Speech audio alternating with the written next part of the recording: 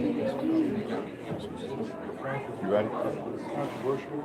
Anybody that has a controversy, a problem with him, tell them to listen to his class and pull out whatever problem. Let's give him five.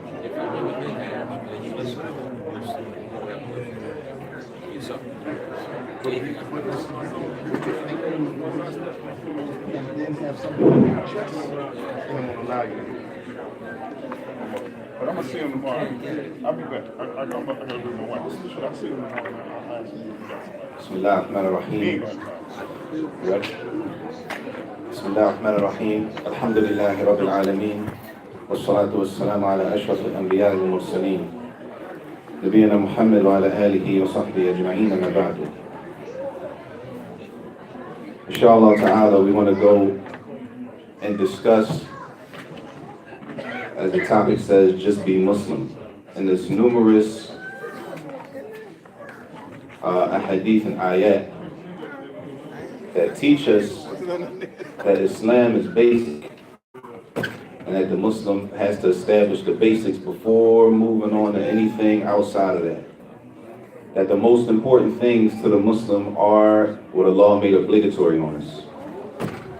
The things that Allah made obligatory on us are the most important things. So the most important prayers, the most important salawat are, which salat are the most important? The five prayers, the five daily prayers are the most important prayers to the Muslim. Any prayer after the five daily prayers, they're on the level under the first set of prayers. Those prayers that are voluntary, they're secondary to the obligation. And this is something we have to remember. We don't put things that are voluntary, as it says sometimes in the book, supererogatory. They don't come before things that are obligatory.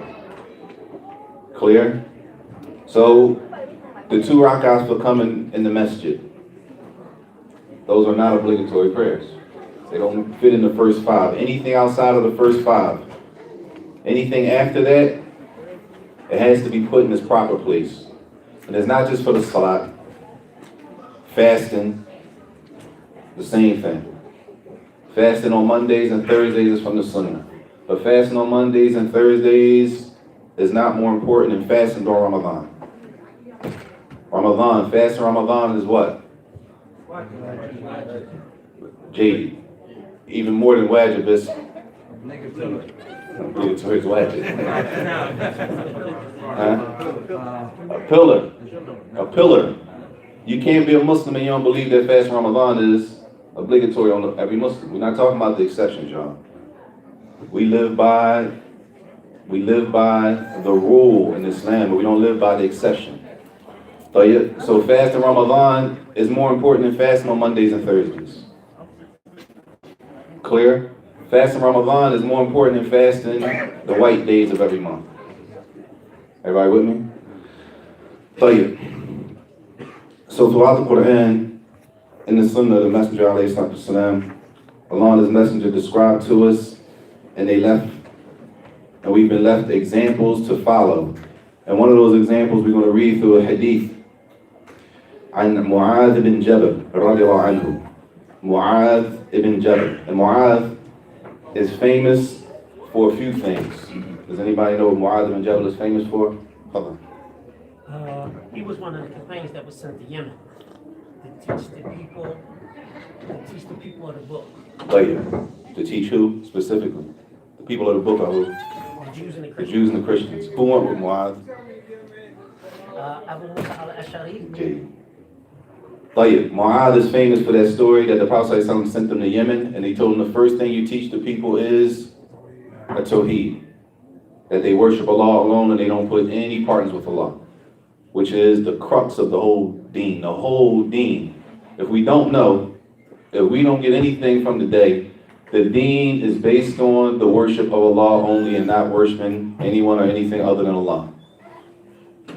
Everything else inside of the religion is built on top of that. And this is something we got to get back to, because a lot of us, not all of us, but a lot of us, we hooked on to things that are not that important. They might be important, but they're not that important. and then we build friendships, and we cut people off, and we build our hate for a person, and we build our love for a person on issues that in reality they're not that important. There are things that are more important than that. The most important thing is the Tawheed of Allah Jalla wa Ala, and that's one thing that Muadh is famous for. Anything else that Muadh is famous for? Anybody know? Muadh ibn Jabal. That's a hadith, isn't it? That's the one he taught. That's when he said he was sent to Yemen to give the dawah, but it's something else. He was riding with the prophets like طيب.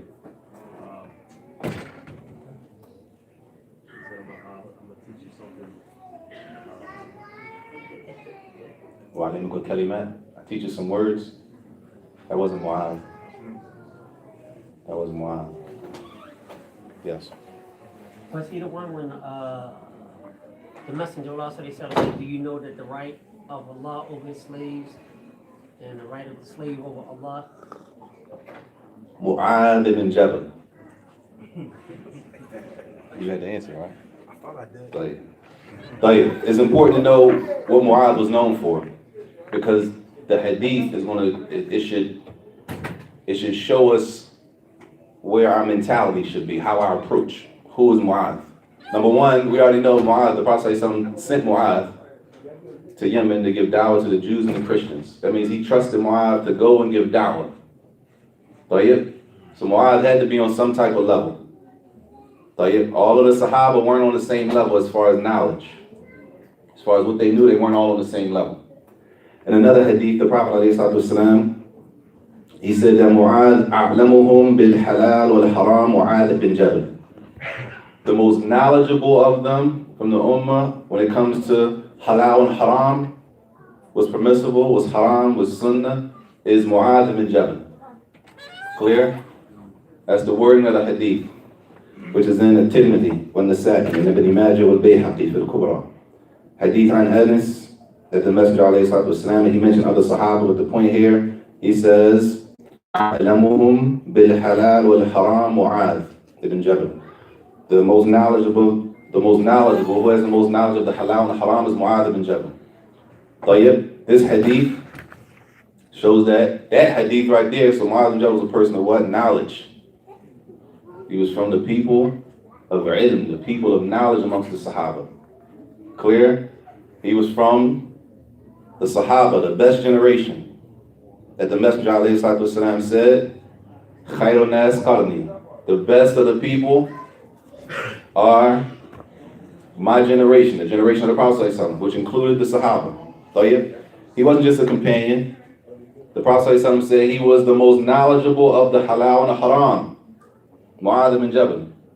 The hadith on Muadh, قال, he said, قلت يا رسول الله أخبرني بعمل يدخلني الجنة ويباعدني عن النار. The question from Muadh, the most knowledgeable of the halal and the haram, is what? O Messenger of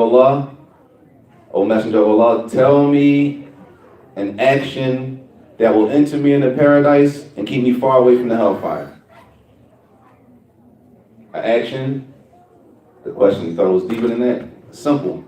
Islam is simple. If we understand, Islam is simple. A companion from the best of the generations, the most knowledgeable of halal and haram, and the question is, I need to know something, not what to say. Tell me an action. He said, O Messenger of Allah, tell me an action that will enter me in paradise and save me from the hellfire and keep me far away from the hellfire. An action, y'all. Not something to say. We already know what to say. I know we know, what I mean is, correct me if I'm wrong, y'all. We know all of the standard answers to answer a question with when it comes to Islam. We know all the pre-ready answers. Right? We know the answer. We know what to say out of our mouths. It sounds good. But a lot of us don't know how to implement it. It's called tatbiq. We don't know how to implement what we're saying. So we know, for example, at-Tawheed breaks into how many parts? 3 parts. What are they? Al-Rububiyyah, Uluhiyyah, Asma wa Sifat. طيب. How does that fit in my daily life as a Muslim now? That's a different level, right? And you can go tell somebody, Tawheed breaks into 3 parts. But how do I implement that in my life as a Muslim? That's another level. And not just that. Any ayah, verses that we read from the Quran, hadith, we know the hadith. The Prophet ﷺ said this, but how you do it? How does that look? When I go outside and I go to work, how does that look? How am I supposed to act? How does that fit into my life as a Muslim every day?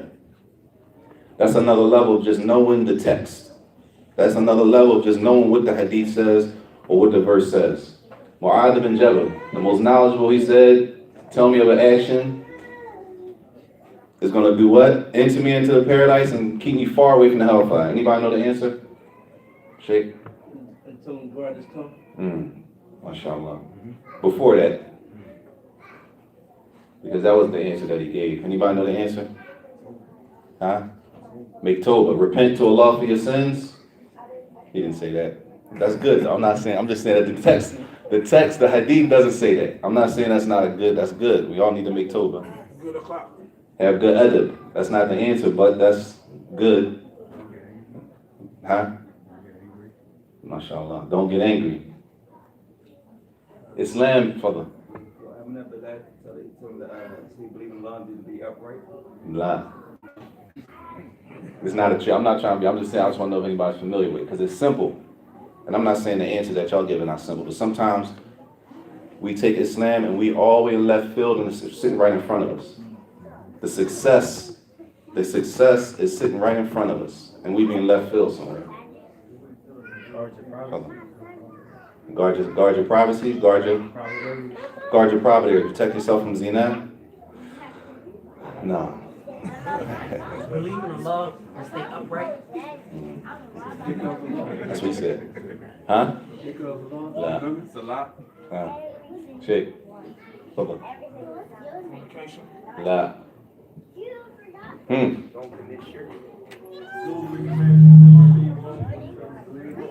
Say it again. Do what we commanded to do and leave all of that which we instructed to leave. Do what we commanded to do and stay away from. Do what we commanded to do and stay away from the haram. Do the halal.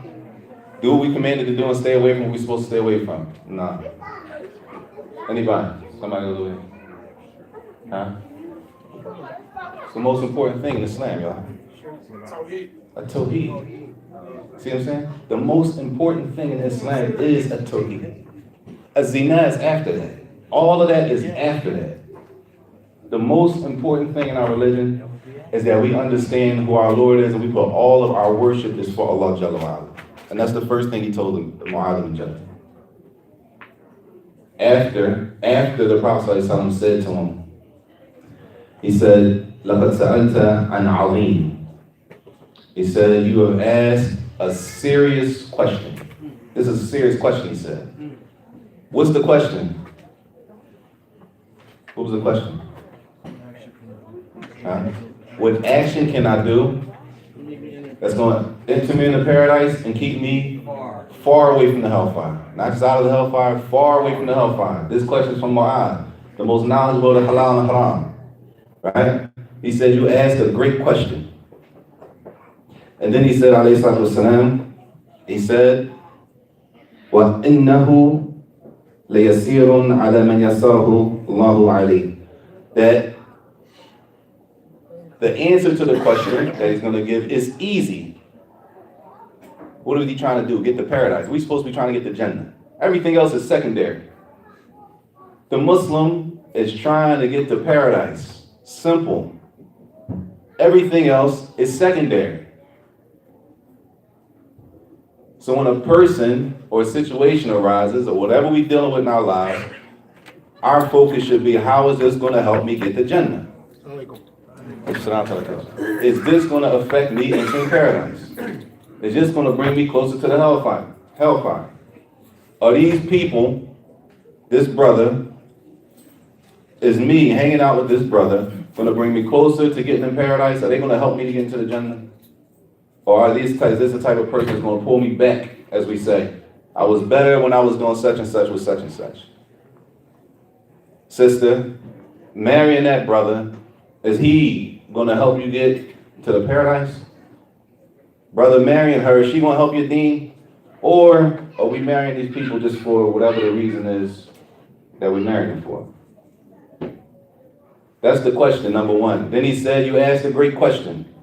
Now the question now is, there's a question, y'all. Is getting into paradise easy? Huh? It takes what? It takes work. It takes work. Is it easy? Huh? Is it easy? I want to say not, but because the law makes religion easy. Allah Akbar. It's easy because Allah made religion easy. Tayyib. The Prophet ﷺ said, huh? Jihad the nafs, fighting yourself. He said, it's easy. After he said, you asked a great question, he said, it's easy for who? For the one who Allah makes it easy for. It's easy for the one who Allah makes it easy for. Which shows what? All of us are in need of Allah Jalla and Allah's mercy. We don't get stuff just based on who we are or who we think we are.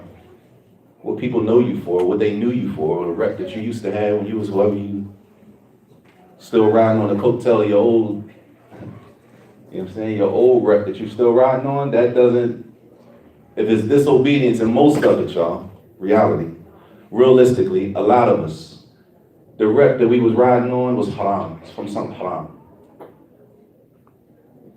It was something that a lot of us, we weren't Muslim, and we were doing, and that's what we became famous for. And if that's the case, we should want to hide that. We shouldn't be trying to live off that, like that makes us somebody. Because you used to take money, haram, don't make you nobody now. That doesn't make you higher than anybody else in the eyesight of Allah.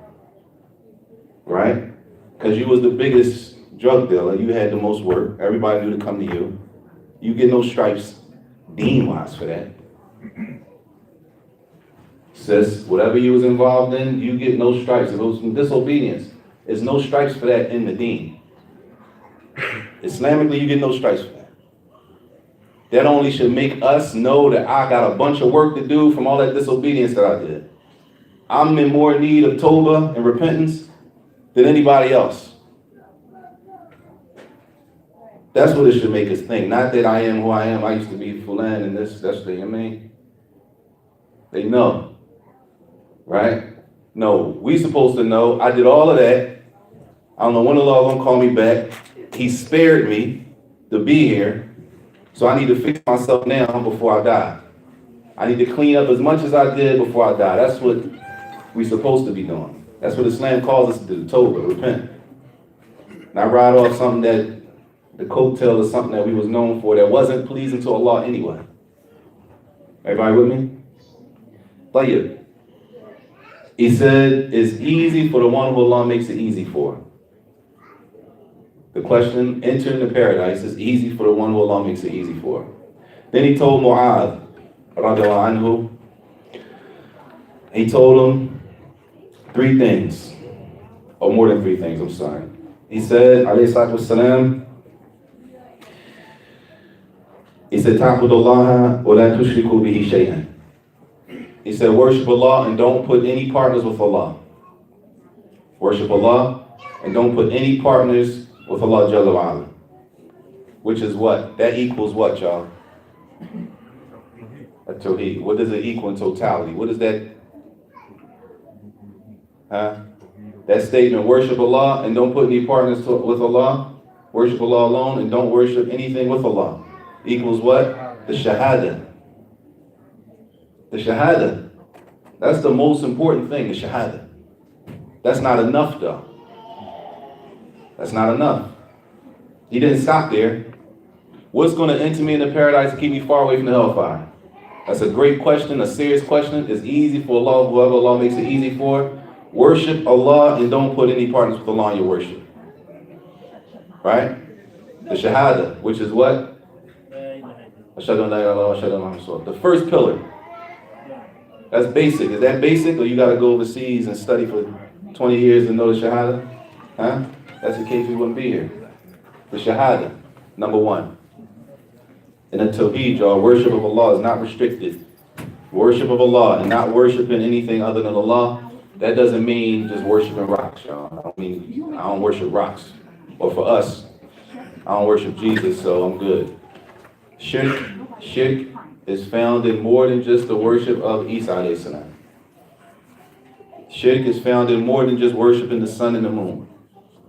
Because the shaitan, he might deceive us and trick us.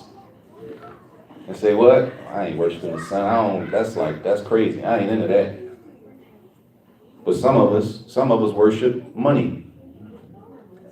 Some of us worship women. Some women worship men. Some people worship their spouses. Some people worship their own nuts, their own desire. Right? There's plenty of things that a person can worship other than Allah. And the Messenger alayhi salatu wasalam, he told us, from those things that is considered shirk, that a lot of us were raised on, is riyah, showing off. Showing off, right? If I'm tripping, y'all, stop me. If I'm tripping, Not tripping. tell you. If I'm lying, I'm flying. Riyah, showing off. And we all know it's showing off. We know it's showing off. We say certain things when certain people are around so they can hear us, and then they think, whatever we doing. Whatever we trying to do, I used to back in the day, to take the picture over, gotta get my shoe on it. These is new. I need you to get the shoe in the picture, right? I need you to get let me see, take it again. That we made sure we did things and it was for whatever we wanted it to be for. And Islam goes directly against that. And our worship is for Allah. It don't matter who's seeing. Doesn't matter who's looking. Doesn't matter if I get a pat on the back or not. It doesn't matter if my wife likes it or not. It doesn't matter if your husband likes it or not. It's from obedience to Allah. I know I'm a Muslim. I'm supposed to pray every day, 5 times a day. Period. It's real simple. I'm a Muslim woman. I'm supposed to cover certain parts of my body. This has to be covered. I'm a Muslim man. We have an odor. Certain things we can't wear because that shows it exposes too much. Brothers, we think covering is only for the sisters for some reason. Brothers think that covering is only for the sisters. There's certain parts, brothers, that have to be covered or we can't even pray properly. The salat, We know as Muslims that there's certain things that have to be done, whether the people see us do it or not. Whether we get a pat on the back, whether we get recognized, it doesn't make a difference because we know our reward is with Allah. We Muslim, our reward is with Allah. So we got to fight against. Our fight might not be against worshiping the sun. Our fight might not be against worshiping rocks. Right? But our fight might be against following our own selves and doing what I want to do. As we say, doing me. Right? YOLO. Whatever statement that they make up and we take on, that the fight is against, everybody's struggle is different. The fight might be against my own self, something else. So we can't be tricked and think that because I don't worship Jesus, Isa alayhi salam, that I'm good. No, the Prophet told us that riyah, shirk, and he described it as that a man comes and he beautifies and perfects the salat because somebody's looking at him perfect the salat. Right? And he said it's so inconspicuous you wouldn't even notice it. Like a black ant on a black rock in the middle of the night. Would you see that? And that's how riyah is. That's why the Salaf constantly worry about their intention. The niyyah, the heart. Make sure my heart is right. You start talking about heart, people start saying you're a Sufi. But if you read the biographies of the Salaf, they paid attention to the heart. And they would cover their good deeds. They would cover their good deeds. Not just the bad. We don't want nobody. We only Allah forgive us. How far are we from the Salaf? The Salaf would cover their good deeds. They didn't want people knowing they were doing extra worship. We live in a time where we don't care if people see us disobeying Allah. We don't care. Some of us, we don't care if the world sees us disobeying Allah on Instagram or whatever, or fake, whatever it is. We don't care. And then we use, you can't judge me. False. This type of thinking and this thinking pattern, this is not from Islam, number one. It's not an Islamic thinking pattern. And number two, the example that we've been left in the Quran and the Sunnah doesn't support that. It doesn't support that. So you find the Salaf, many, that they will hide the good that they were doing. Khayr. And this is what we got to start looking at. What am I doing? What are we really doing? One narration said a man was reading the Mus'haf and he heard somebody walking by his house. So he lowered his voice. He acted like he was asleep because he didn't want anybody to know he was up reading. They didn't want to be known for nothing because the reward is with Allah. So we can't be tricked and deceived into thinking because we don't worship Jesus alayhi salam that we cool. Because it could be something else. May Allah protect us all. I mean, the Prophet said, first thing, the Shahada. That's the meaning of the Shahada. Worship Allah, don't worship other than Allah Jalla wa Ala. Then he said after that, وَتُقِيمُ الصَّلَاةِ, to establish the Salah. Simple. The second pillar.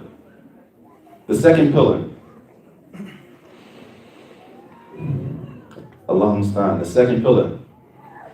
If we don't know, y'all, the 5 prayers are not optional. The 5 daily prayers are not optional. Praying the 5 daily prayers on time is not optional. Yeah? Praying the 5 daily prayers on time is not optional.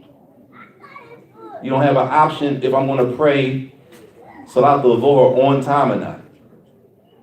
That's not our option. We've been commanded to pray at specific times. What's on us is to follow. Allah commanded us to pray on specific times, and that's what we have to do. We have to follow. That's not an option. So he said the first thing, which is the first thing is a tawheed, and the second thing is a pillar. This answer goes back to the question. What was the question, y'all? Action is going to give you to paradise. Just be a Muslim.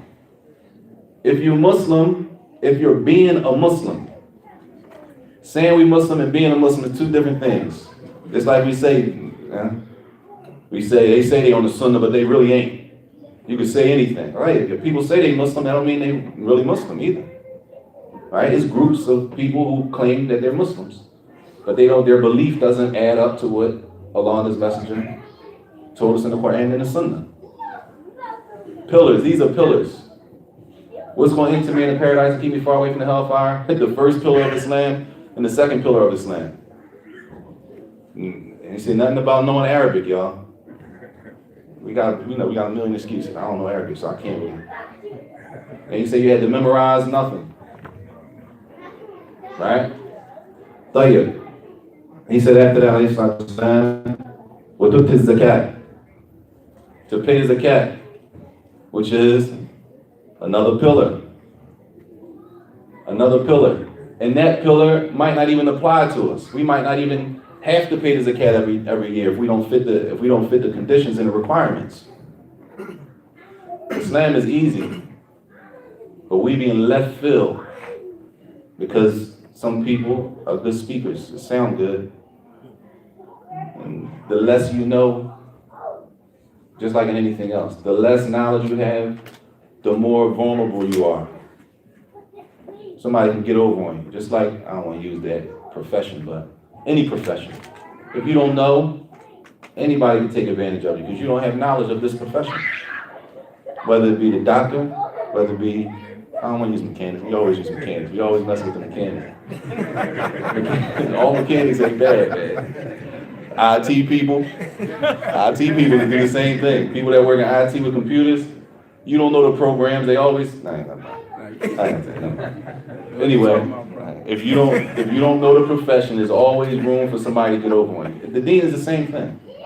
If you don't know, somebody can always come in and sound good. But does that mean because it sound good is right? It don't mean it. It doesn't mean because a person speaks with conviction. He could be dead wrong, but it sounds good. That goes back to us. If we've fallen short in learning basics, then that's our problem if somebody is getting over on us. Tayyib. He said, paying his zakat. He said, what the Sunnah Ramadan? Fast in Ramadan, pillar. What's the question? What's going to get me into paradise? What action is going to get me into paradise and keep me far away from the hellfire? Doing the pillars. Being a Muslim. Being a Muslim. If you be a Muslim, like be a Muslim, be one, it takes action. You got to do stuff. Ikhwan, you got to wake up and pray Fajr on time with the men in the Jama'ah. That's part of being a Muslim man. Part of being a Muslim woman, she doesn't obligate, the Jama'ah is not obligatory on her. She can pray in the house. Alhamdulillah. Allah's religion is easy. But part of being a Muslim man is that you wake up, get out of bed, and go pray with the men. That's part of being a man, a Muslim man. Tayyib? Tayyib. He said, after that, what the hujjat bait, and to make hajj. How many times we gotta make hajj? One time in the year. The Prophet ﷺ said that the ummah lives between how many years? 60 to 70. We got 60 to 70 years. Out of 60 to 70 years, we gotta go one time. How many trips we been on? And Allah Musta'an. What type of benefit it brought us? How did it bring closer to Allah or not? Did we go on that trip, you know what I'm saying, intentionally to be disobedient? How many trips we've been on and never been to the house of Allah, Jalla? One time out of 60 years, if Allah give us 60 years. Once. Tayyib. He said, alayhi salatu wasalam, the 5 pillars is what's going to enter you into paradise and keep you far away from the hellfire. If you wrap it all in, y'all, you wrap it all in. It's basic. Islam is basic. Be a Muslim, it'll save us from the hellfire. It's not rocket science like some people try to make it. You gotta say this, you gotta say this, you gotta know all this. No. And the people, and there's older brothers in here, y'all know better than we do. And a lot of people might not know. The old heads, you might think. We need to have a talk with just the old heads come to school everybody. 30 years ago, it wasn't this much information. It wasn't a bunch of classes going on. It wasn't a bunch of books translated. And ask them how the Muslims was back then with each other. Don't ask me because I'm with y'all, but I've seen a little bit of it. But ask them because it's their right to talk about it. It wasn't a bunch of tulab and all this fancy, it looked good. Right? But ask them how the Muslims moved out and how stuff got done. So right now we walk around looking the way we look. Sisters walking around with niqab on everywhere. Here where we at, Philly. Right? And you can go in any profession almost and find sisters fully covered.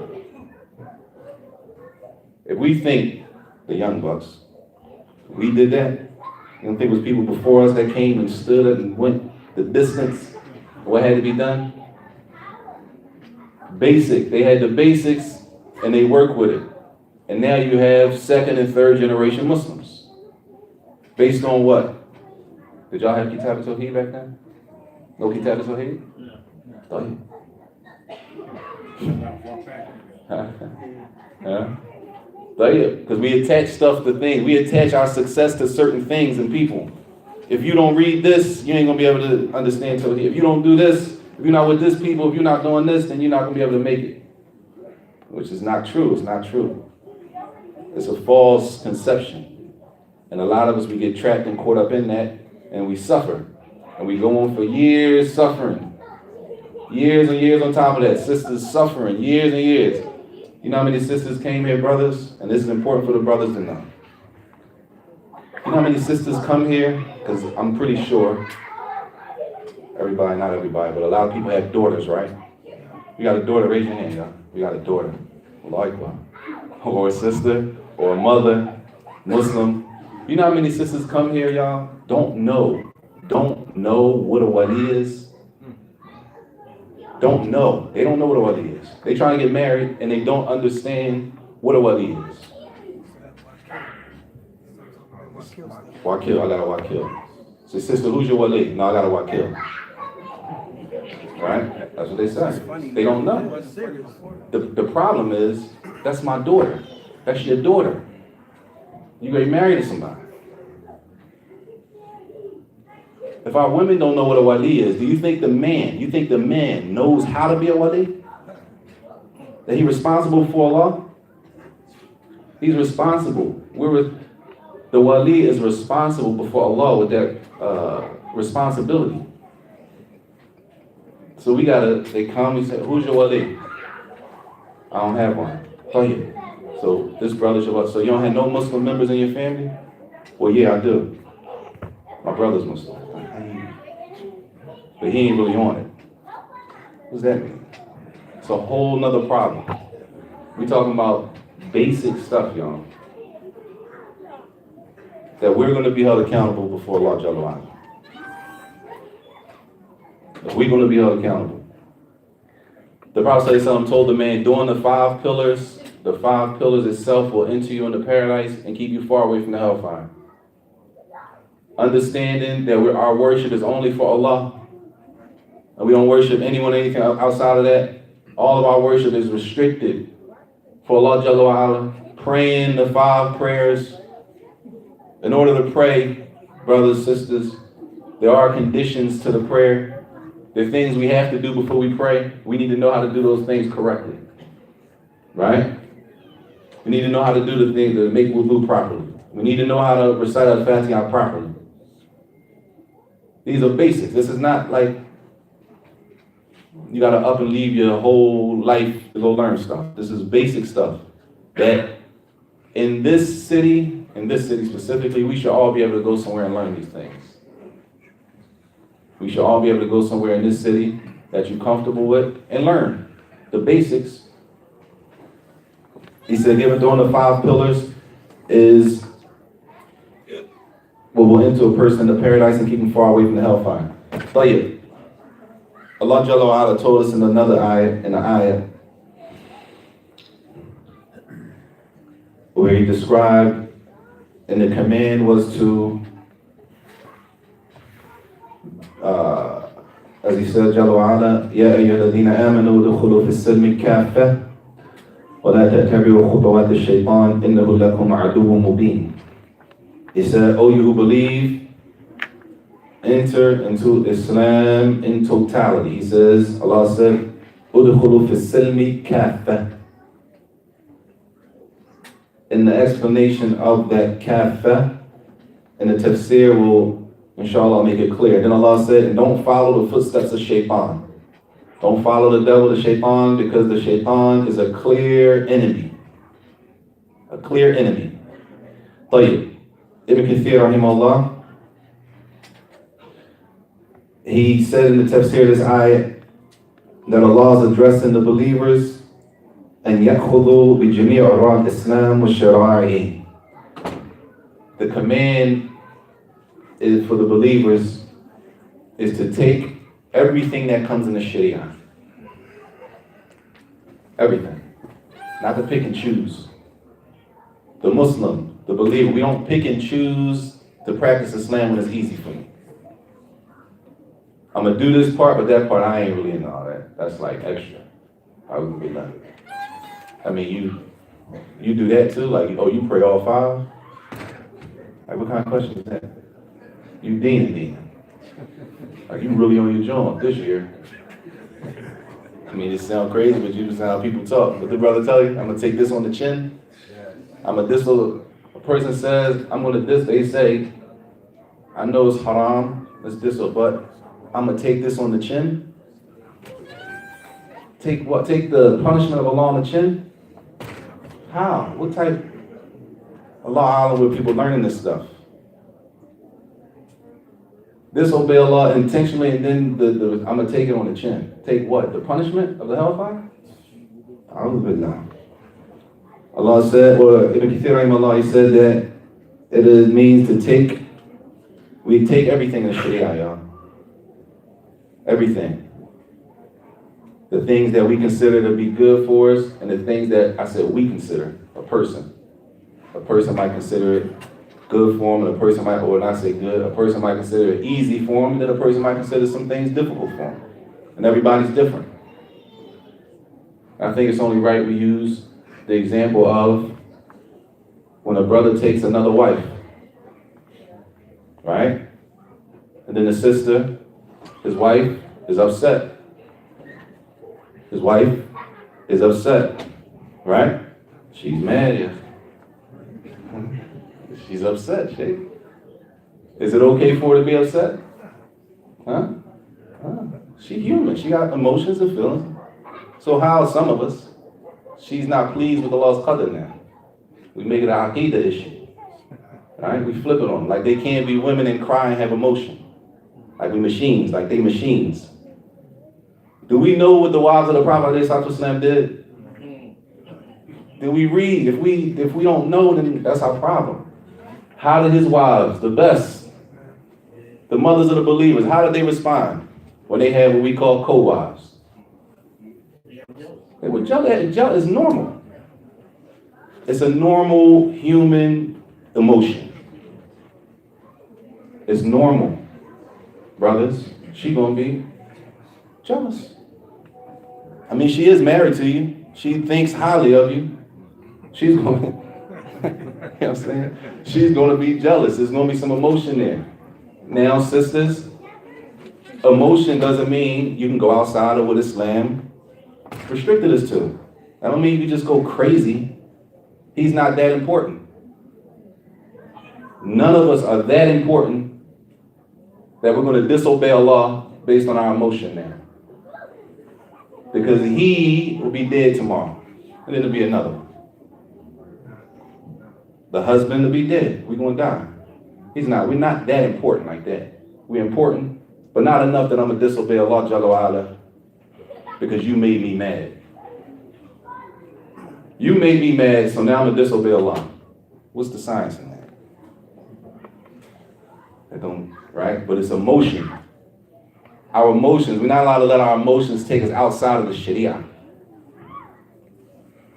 The Sharia, the Islamic law has wisdom in it.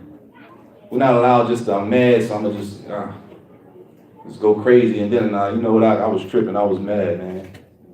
No, you divorced her, Sheikh. That's a divorce, that counts. No, but I was mad. Who divorces their wife when they happy out on the trip? Chewing bubble gum. You know what, sis? Who does that? I was mad. No. Mad, brothers, if we don't know, because you're mad doesn't mean the divorce doesn't count. It doesn't mean that. And what people think about that is a level of anger that it has to meet in order for that to be considered. In order for it to be considered. Everybody mad. Most people, when they have problems, the sister's mad when she asked for khula.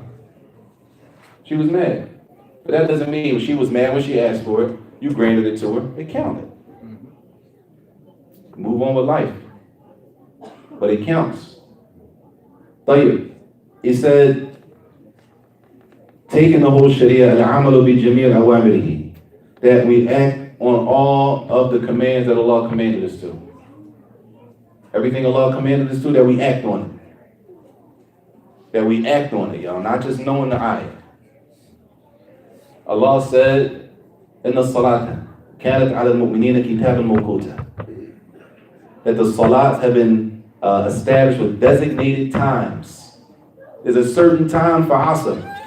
Asr is not when you get around to it. Clear? The salat has specific times, y'all. Fajr has a specific time. I don't pray Fajr when I get up to go to work. I pray Fajr when it's time for Fajr. And I go to work when it's time to go to work. Right?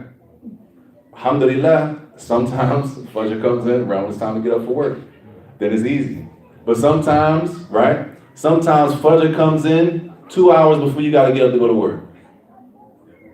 You're like, and it's cold, and the car got to warm up, right? And the masjid, the brother might not be there to open the door on time. All of that. That doesn't remove the obligation.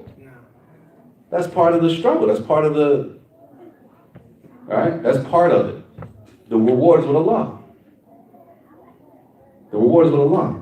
He said after that, وَتَقْ جَمِيلْ زَوَاجِرِهِ مَسْتَطَاعُوا مِنْ ذَلِكَ, and leaving off everything that's haram, as much as a person is able to do. Leaving off as much of the haram as a person is able to do. Nobody's perfect. We make mistakes. That don't mean because you make mistakes, well, you can just go ahead and be a sinner. That don't mean that you can just go ahead and do the haram and then say, well, we all make mistakes, huh? That we stay away from everything that we are able to stay away from.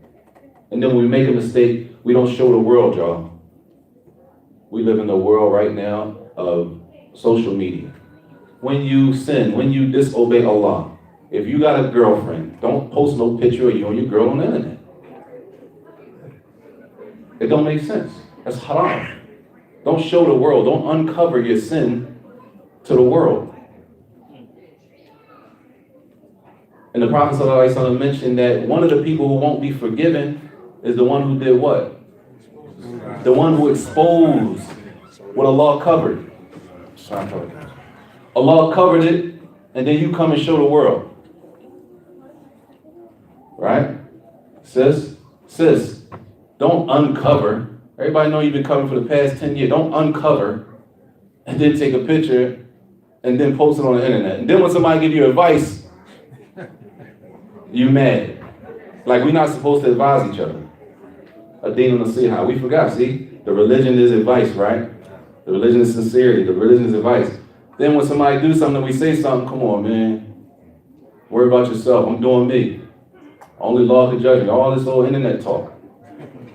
That's internet talk. That's just what I call internet talk. It's internet slogans. It sound good. It sound good. It sounds. Yeah, only Allah. We all know that Allah is the judge. What does that mean? What does that have to do with exposing yourself, putting it out there for everybody to see?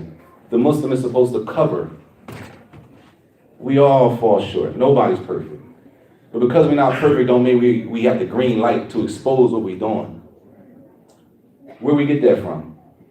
And the mushkil on top of that, the problem on top of that, is somebody exposes it, and then the Muslims come behind them and like it. Like, that is cute. Like, dang, mashallah, your hair grew. We laughing, but it's a problem. It's disobedience. When that become okay? What makes us think from the deen, like from our religion, that's okay? When the Prophet ﷺ said to Muadh, the most knowledgeable of the halal and the haram, if you do the 5 pillars, that's going to put you in paradise and it's going to keep you far away from the hellfire. We disobey, put it public, and then people, if I advise you, you mad. Right? Not just for the sisters, for the brothers. That we got to cover our sins, y'all. That we stay away from everything that we got the ability to stay away from. And when we fall short, that we keep the covering on it. That we don't go above and beyond and let people know, I ain't really on, like, Kalam, it's crazy, man. It's crazy some of the stuff people say. I'm not really deaning right. I ain't doing all that. It shows, if we paying attention, it shows the level of ignorance. We don't really know. It don't matter what he look like or what she look like or what they got on. When it comes to substance, you can tell what comes out of a person's mouth. It speaks volumes. And then he said, "Udkhul fi silmi." Allah said, "Enter fi silm." And the word silm has a couple different interpretations from the as Imam Ibn Kathir mentions.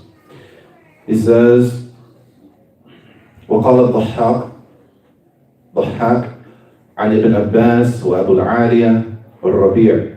Does anybody know these names? الضحاك. We know Ibn Abbas, right? We know Abu al-Aliyah, al-Rabi'. These are ulama, scholars of tafsir. La, al-Rabi'. Way back.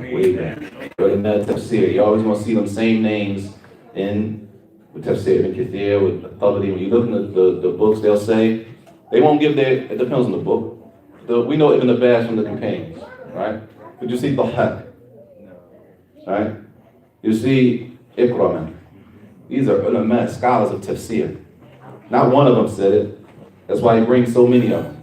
He mentioned so many names at one point to show you how many of them understood this word to mean this. Then we look and say, well, what did I understand? Well, that's what they understood. What does my understanding match up against theirs? Abu Aliya, Rabi' ibn Anas. Udkhulu fi silmi. They said to enter. For silm, one meaning for silm was enter into Islam in totality. Islam. For silmi, enter into Islam. All the way, be a Muslim all the way. Not just on Friday. Not just during Ramadan. Not just when you make Hajj and Umrah. Not just when you're in the masjid with the brothers or you're in the masjid with the sisters. Be Muslim all the time. The second meaning, they say, يعني الطاعة. Be obedient. Be obedient to Allah. Obedience. If we don't know what obedience is, it's to obey Allah, to stay away from the haram, to do what we're supposed to do, the obligations, and to stay away from the haram. Obedience. Akatha, totality. قال Ibn Abbas, Mujahid. We know Mujahid? Mujahid is a good name. Mujahid is one of the ulama tafsir. You're always going to see these names again and again. When you read tafsir, books like Ibn Kathir, the longer ones that mention some of the ulama tafsir, you're always going to see Mujahid. Tawus, that's another name. Tawus. Qatada is another name. These are ulama tafsir from the Salaf.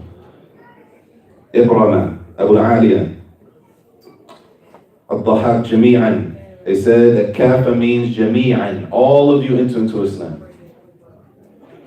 Not just, Islam is not just for some people. It ain't just for, we all from Philly and we black. So most of the people you'll see in the masjid might be black. That means that the sunnah is only for black people? No. Even if the majority of the people we looking at, that's what they look like, that doesn't mean that the dawah stops with black people. I mean, if you don't look like me, then you can't get the dawah? La. Brothers, sisters, somebody has to be able to talk to people outside of our race. And if you can't do it, don't be mad at the next brother who can. If you don't have the ability to articulate this yourself, to talk to white people, make sure we're clear. I was going to say Europeans or Caucasians, but I want to be clear. If you don't have the ability to talk to white people and to articulate yourself of what this dawah is in Islam, then help somebody that is able to. Don't be mad because he's able to go there and say something that you can't. The dawah don't have to come from me. The dawah is the dawah. Whoever gets it, alhamdulillah. We shouldn't feel like if anybody's going to, it's on me, I got to say something so I can, no. Our concern should be, is the dawah of Islam spreading or not? They all said Jami'an. We call him Mujahid. Mujahid also said, I'malu bi jami' a'mal wa wujuh, a'mal wujuh al-bir. Mujahid said, Kafa, I think in the note it might be translated as completely, enter into Islam completely or in totality. Mujahid said, to implement all actions of goodness. All actions of goodness. This is entering into Islam totality, to do all righteous actions, all actions of goodness that you do it. Which is, that's not restricted. That's not a small circle, y'all. That's a large circle. That could be tons of things, the whole list. And that list is not restricted to, what? The 5 pillars. That list of bir, what is considered goodness in Islam, is not restricted to the 5 pillars. The 5 pillars are the least. That's the bare minimum. The 5 pillars are the bare minimum.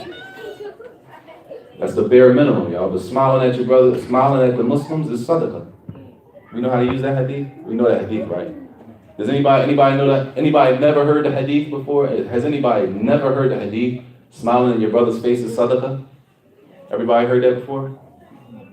Tell you why we don't smile at each other. I'm saying, we come in the masjid full, we come in like,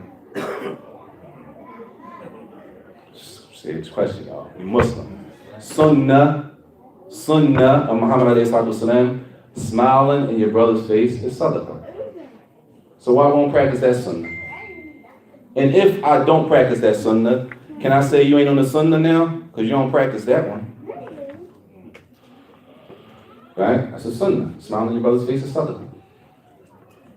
Smiling at sisters, smiling at your sister is sadaqah. You gotta look at her and see what type of bias she got on and all that. She Muslim. Her body don't look like yours. Tayyib. His thobe ain't as high as my thobe. Tayyib. Tayyib. His beard ain't as big as your beard. Okay. Now what? At the end of the day, bottom line is we what? Muslim. The hadith says, Ibtisam biwajh akhik sadaqah. Oh, smiling in your brother's face is sadaqah. What makes us brothers and sisters, y'all? The shahada. So as long as they fit the description, that's sunnah. Being Muslim. And if they wrong or wherever they wrong at, if you smile at them, it's possible they'd be more inclined to listen to what you got to say. And we got to say this over and over. Nobody's taking that, y'all. Nobody's taking no hardcore, you talking all hard to them, like we on the street corner or something. He come off the street corner. She came off of that when she was on. She came in here, or wherever she at, or wherever we at. They came here to get away from that. They come in here. Allah Mustaan. We lining up. The brother don't know. I'm gonna get his name right. The brother doesn't know how to line up properly. He don't know how to close the gaps and make it foot to foot. He doesn't know. You want to grab his ankle and jam his joint on your ankle? We serious? Like, seriously. That's good dawah? Do we think that's good dawah? He come off the corner. Nobody puts their hands on you, right? Nobody puts their hands on you, right? You come off the street and nobody put their hands on you, right? You come in here to the most place that you feel, the assumption is, this is it. This is where I'm going to find everything I'm looking for. And then you find they just as hard as the people out there. That's a problem. That's a problem, y'all. And we're not going to sit and act like it ain't going on, and we ain't going to keep pushing the joint under the rug. It's a problem. And it's not from the guidance of the Messenger ﷺ. We haven't been taught that. Gentleness is the asl in da'wah. The origin in da'wah is that you're gentle with people. And there's a time for harshness. Yes, there's a time when you got to be harsh. But that's not the asl. The origin is not that everybody walks through here, we treat them like staunch and we run. It's salam. Salam. Like, who's doing? Like, seriously, that's how I'm doing it, because that's what we do. It's a half, the bull gave me half salams. Right? And we upset. It doesn't feel welcoming. You give somebody wait, salam. You don't feel welcome. And it hurts because we assume the assumption. They understand. Everybody that comes through a door, wherever you at, they're not where you are. That makes sense? No, I mean sense. You get me? Everybody who comes through the door, wherever you are, meaning not here, wherever you are in the world, you see a Muslim, that doesn't mean that they're at the level, their Islam is at your level of Islam. Right? So therefore, depending on where they come, the Muslims are brothers. And I've heard plenty of stories, and y'all probably heard them too. And I'm going to use it because we need to use it so we know what the heck we're talking about. They said, yo, I was at a masjid, there was a bunch of foreigners. They were so nice to me. Fed me, sat me down, smiled at me. Brother gave me a kufi, right? They gave me all this stuff, man. I said, this is my first day in there. Right? Y'all ever heard a story on my trip? Y'all ever heard a story like that? Tayyib. They come somewhere else. They come, all right, good. Alhamdulillah. I'll say that. They come to the urban masjid. They come in the city with us, and we treat them like we on the corner. That's not Islam. That's not being a Muslim. And until we're able to push and lower our desires of that, what we was taught, the street, until we could put that all the way to the side and be Muslims, we're going to have the same problems. He's going to keep giving you half salams. It's going to keep happening. The sisters going to keep doing what they're doing, arguing about nothing. Because we still living off the street code. We're not living off Islam. Islam tells me when a person comes through the door, I don't have to know him, because the Prophet ﷺ said, he told us, from a perfection of a person's Islam is that they do what? Greet those you know and those who you don't. That's the sunnah, to greet the people. Assalamu alaikum akhi. I know you, and if I don't know you, assalamu alaikum akhi. Not as 5 brothers standing here, you give 4 brothers the salams, and the 5th boy, you hit him with the head nod. I'm serious. Because it's only, I gotta put it like this so we don't leave and think he was just talking. It's 5 brothers, you know 4 of them, or sisters, you know 4 of them. That's how they come. Get them hot. Oh. You get to the 5th brother, and if he's a new Muslim, or she's a new Muslim, how do you think they feel? Now guess what happens? I ain't going down there no more. I'm not going back to that place. Right? I'm not going back to that place. They treated me like, they ain't show no love when I was down there. Based on whose fault, now whose problem is that really? Whose fault is it? The one who knows.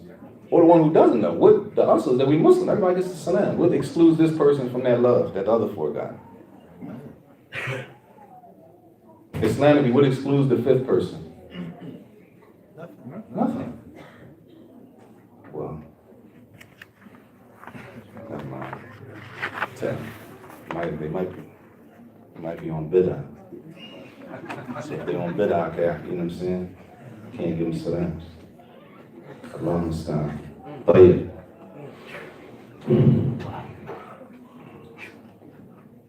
طيب. Allah said at the end, we start at the end of the ayah, وَلَا تَتَّبِعُوا خُطُوَاتِ الشَّيْطَانِ اعْمَلُوا الطَّاعَاتِ وَاجْتَنِبُوا مَا يَأْمُرُكُمْ بِهِ الشَّيْطَانِ. Allah says, and don't follow the footsteps of the shaitan. Ibn Kathir rahimahullah said, be obedient to Allah. Worship. Be obedient to Allah and stay away from everything that the shaitan commands you to do. Everything the shaitan commands you to do, stay away from it. Obey Allah and stay away from everything that the shaitan commands you to do. How do we know if the shaitan commands us to do something?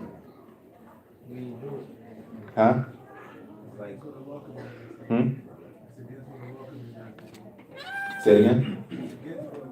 Mumtaz. It goes against what Allah and the Messenger ﷺ commanded us to do. Right? We've been commanded to pray. So not praying, it's from the shaitan. We've been commanded to pray on time. So delaying a salat is a command from the shaitan. You plenty of time. Then next thing you know, the salat is the next salat. But it's the 3rd quarter. And it's down to the wire. And they got shooters. Right? They do. They got people who hit the 3. It's going down, so what? I'ma wait. We know it's from the shaitan when it goes against what Allah and the Messenger ﷺ commanded us to do. Islam is real simple. If we keep it simple, it's simple. Allah commanded us to do something, the shaitan commands us to do the opposite. Right? Obey Allah. Pray. A person doesn't pray. For the sisters, cover. Cover like this. With a description in the Quran. This has to be covered. But the shaitan comes and deceives our sisters, y'all. Deceives us and the sisters. Right? The description of the covering in the Quran and the Sunnah is clear. But guess what just happened? A new abaya came out. This is the new one. And the new one has been tweaked a little bit. They changed it. The old one was like this, but the new one is like this. So it doesn't really cover like that, but it's still, but that's supposed to be covered though. The chest is not supposed to be out, y'all, like that. It's supposed to be covered to the best of your ability. Therefore, sisters, taking your scarf and wrapping it around your neck and allowing your chest to be exposed is not the best covering for a Muslim woman. Clear? To take the scarf, y'all know what I'm talking about, brothers? They take it, it's a scarf, it's a hijab, the hair, all the hair is covered. The hair is covered, but the bosoms are not covered. The chest is not covered, y'all. To wrap it around the neck and leave the chest exposed like that, sis, and I'm sure, if you have a brother, I'm talking about if you have like a brother, or a close Muslim brother that cares about you, sister, if you have a close Muslim brother, even if he's not your blood brother, if you know a brother that's Muslim, and y'all go back and y'all close, and you know he wants good for you, he's gonna tell you the same thing. You gotta cover that, ain't it? You have to cover that. You can't do that. That's not gonna work. Right? To go against what Allah, how Allah commanded you to cover, is from the shaitan. Even if it's popular. Sometimes it's the wave. That's the new word. It might be old now, but I don't know. Sometimes that's the new thing. This is the new garment. That new garment, young, small. That new garment is small, sis. It's not loose. It doesn't fit the requirements for a jilbab. It doesn't fit the requirements for the overgarment. It's too small, it's tight.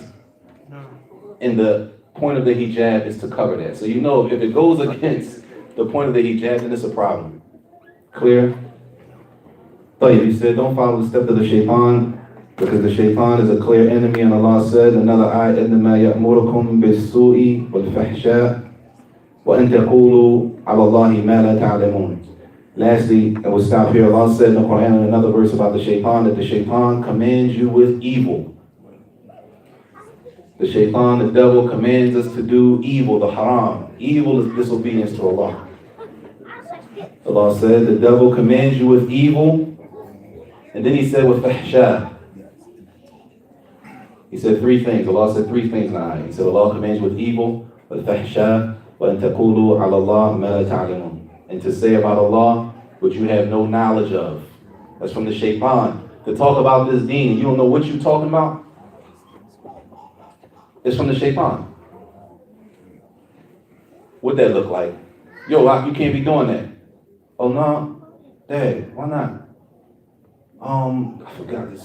I heard something I know you ain't supposed to be doing. Then the brother goes and finds out, well, that's not the case. If you don't know, it's better, as the Prophet ﷺ said, مَنْ كَانَ يُؤْمِنُ بِاللَّهِ وَالْيَوْمِ الْآخِرِ فَلْيَقُلْ خَيْرًا أَوْ لِيَصْمُتْ. Whoever believes in Allah on the last day, say something good or be quiet. If you don't know what you're talking, just be quiet. Or send it to somebody who does know. But we so fast. We so fast that we got the answer. We don't want people to know we don't know. So we don't want to say I don't know. We'd rather say something, answer a question, and not really know what we're talking about. And possibly put somebody else in harm's way. Instead of just saying like Imam Muadh ibn Jabal said, the Imam Muadh ibn Jabal, instead of just saying I don't know. Allah said that the shaitan commands you with evil, and then he said, وَالْفَحْشَاءِ. And al-fahsha is usually translated as, anybody know?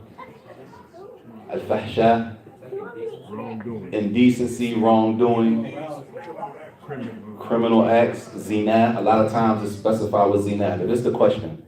Allah said that the shaitan commands you with evil. All the things that everybody just mentioned, are they evil? So why mention it again? Show the importance. Show the importance. Clear? Al-fahsha, zina, is from evil. Everything that y'all mentioned is from evil. So Allah said that the shaitan commands you with evil, and he commands you with, let's just say, evil again. But that evil is specified, as our ulama say, that evil is zina, to show the importance and the weight and the seriousness of that sin. And then he said that the shaitan also commands a person to speak about Allah's deen without knowledge. This is from the shaitan. Ask Allah to forgive us and forgive me for any slips that I had, and increase us all in sincerity in our statements and actions, and make us people who try to be followers of Islam, along with our proclamation that we try to be people of action.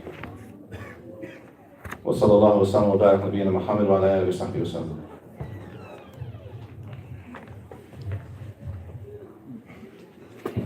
So I might give it to you. The one that's on there, or is that one a little rough?